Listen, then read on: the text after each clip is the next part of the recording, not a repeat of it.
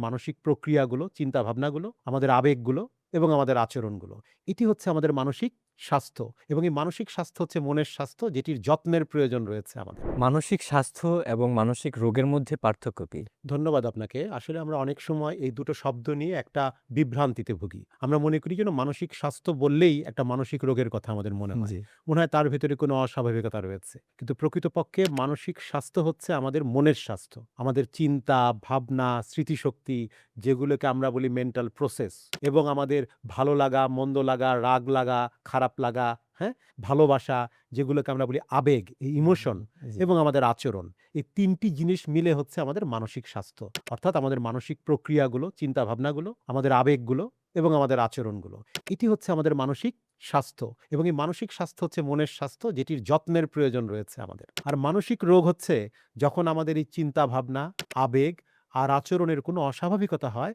তখন আমাদের যে সমস্যাটা হয় সেটার নাম হচ্ছে মানসিক রোগ। তার মানে মানসিক স্বাস্থ্য প্রত্যেকের রয়েছে, কিন্তু মানসিক রোগ কিন্তু সবার নেই। সবার যেমন আমাদের দাঁতের স্বাস্থ্য। আমরা প্রতিদিন টুথব্রাশ করি দাঁতটাকে ভালো রাখার জন্য। সেটিকে আমরা বলি দাঁতের স্বাস্থ্য। আর দাঁতে কোনো সমস্যা হলে আমরা ডেন্টাল সার্জনের কাছে যাই।